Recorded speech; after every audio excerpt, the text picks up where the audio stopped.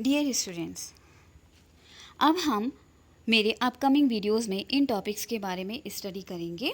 Main topic है gas exchange and acid base balance, oxygen and carbon dioxide transport in blood, role of haemoglobin, response to altitude and hypoxia, swim bladder inflation in fish, regulation of body pH, gas transfer in air and water, gas exchanger design and function. हमारा first topic है oxygen and carbon dioxide transport in blood. Blood is made up of plasma and corpuscles, and these corpuscles are of three kind: RBCs, WBCs and thrombocytes.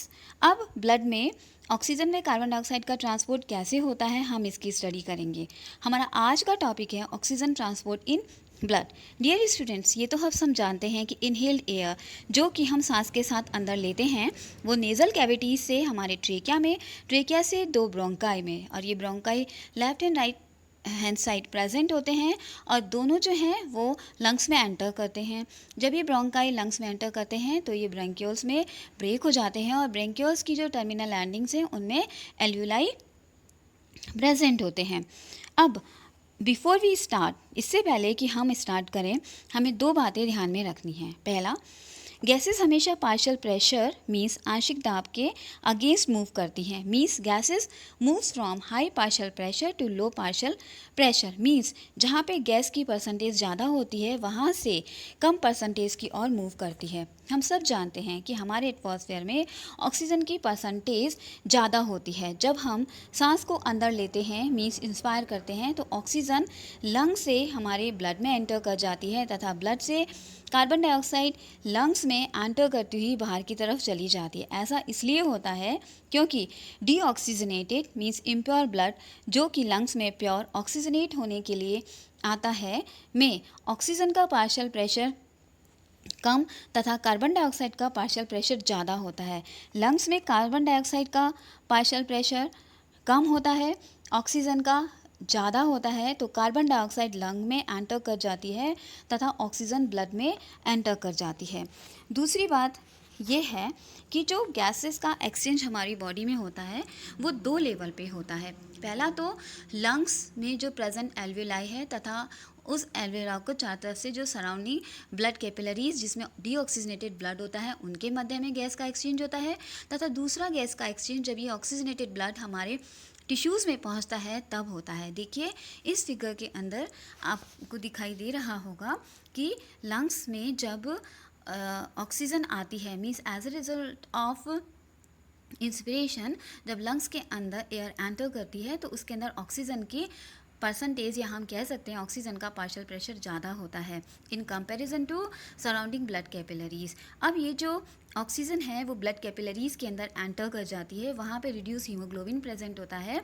Oxygen की presence में ये reduce haemoglobin अपना hydrogen ion release कर देता है तथा oxygen के साथ में बॉन्ड बनाकर ऑक्सी हीमोग्लोबिन बनाता है। ये जो H plus means hydrogen ion release हुआ है वो ब्लड कैपिलरीज में प्रेजेंट बाइकार्बोनेट के साथ मिलकर के कार्बोनिक एसिड बनाता है। Carbonic acid carbon dioxide and water में डिसोसिएट हो जाता है। वाटर कैपिलरीज में प्रेजेंट रहता है जबकि कार्बन डाइऑक्साइड जो है वो लंग्स में एंटर करके और बाहर एनवायरनमेंट में चली जाती है। अब देखिए जब ये ऑक्सीडेटेड ब्लड हमारे टिश्यूज़ में पहुंचता है मीन्स जो ब्लड कैपिलरीज टिश्यूज़ को सराउंड किए हुए होती हैं तो टिश्यूज़ के अंदर कार्बन डाइऑक्साइड का पार्शियल प्रेशर ज़्यादा होता है तथा जो ब्लड उसके चारों तरफ है उसमें कार्बन डाइऑक्साइड का पार्शियल प्रेशर कम होता है। तो टिश्यूज़ से कार्बन डाइऑक्साइड जो है वो ब्लड में आ जाती है तथा ब्लड से ऑक्सीजन जो है वो टिश्यूज़ में चली जाती है क्योंकि टिश्यूज़ में कार्बन डाइऑक्साइड जो ऑक्सी हीमोग्लोबिन है जो ऑक्सीजन के साथ में बॉन्डिंग दिखाता है वो टिश्यूज़ में आके ऑक्सीजन को रिलीज़ कर देता है। हीमोग्लोबिन ऑक्सीजन को रिलीज़ कर देता है। देखिए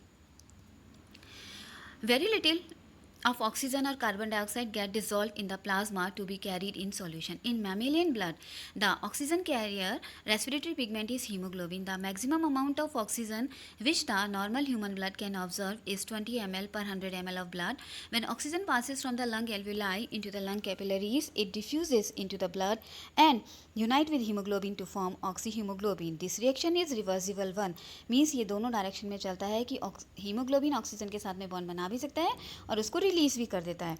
the oxy haemoglobin reaches a place of diffusion. The liberation of oxygen from the blood to the tissue is just as important as its rapid absorption by the blood during the passage through the lung. The reduced hemoglobin is again transport via blood to the lung and the cycle is repeated. Now we come to the oxygen dissociation curve. क्या होता है oxygen dissociation curve? Means कि oxygen dissociation curve means कि oxyhaemoglobin से oxygen का release होना. In dissolve form amount of oxygen is 0.3 ml per 100 ml of blood. 100 millimeter Hg partial pressure of oxygen. Amount of dissolved oxygen increases in linearity with arterial partial pressure of oxygen. That is greater the arterial partial pressure of oxygen more the amount in dissolved form. Means oxygen का partial pressure जितना अधिक होगा उतना ही ज़्यादा haemoglobin oxygenate होगा. यहाँ पे हमें एक बात ध्यान रखनी है, वैसे हम हमारे आगे के वीडियोस में पढ़ेंगे कि एक हीमोग्लोबिन मॉलिक्यूल से 4 ऑक्सीजन के मॉलिक्यूल जो हैं वो बॉन्ड बना सकते हैं. More the amount in dissolve form. The tension means partial pressure exerted by a gas in blood is a property of dissolved gas and not the combined form. Normally, the hemoglobin combine with oxygen to form oxyhemoglobin. Each iron atom can attach one molecule of oxygen and when all the sites are occupied, the hemoglobin cannot take on any more as it is fully loaded or saturated. The saturation varies greatly. In other words, the proportion of oxyhemoglobin to hemoglobin present in the blood at any time is dependent on the tension means partial pressure of oxygen in the blood. This is known as dissociation curve of oxyhemoglobin. In this way, the actual relationship between the partial pressure of oxygen and degree of saturation of hemoglobin dissociation can be measured. These are the following factors that affect the oxygen dissociation curve. Means these factors affect the dissociation of oxygen from the hemoglobin. Means oxyhemoglobin. Partial pressure of oxygen, partial pressure of carbon dioxide, effect of temperature, effect of hemoglobin and effect of pH. These are some factors that affect the oxygen dissociation curve.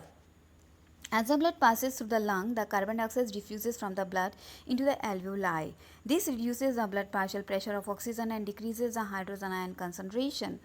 Because of the resulting decrease in blood carbonic acid, both these effects shift the oxygen hemoglobin dissociation curve to the left and upward. Therefore, the quantity of oxygen then bind with the hemoglobin at any given alveolar partial pressure of oxygen now becomes considerably increased, thus allowing greater oxygen transport to the tissue.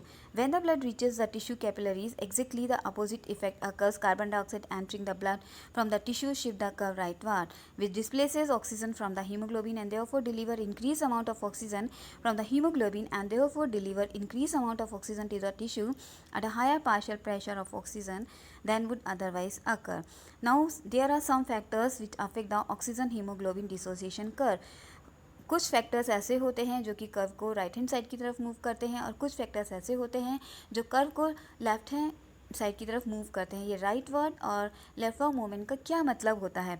When the curve is shift to right, released oxygen from the oxyhemoglobin. Means जब curve right hand side की तरफ move करता है तो oxyhaemoglobin से oxygen release होती है. At any partial pressure of oxygen the oxygen content that can be held by blood decreases causes unloading of oxygen and these are the factors which causes unloading of oxygen. These are the fall in blood pH due to increased carbon dioxide and presence of any acid in blood.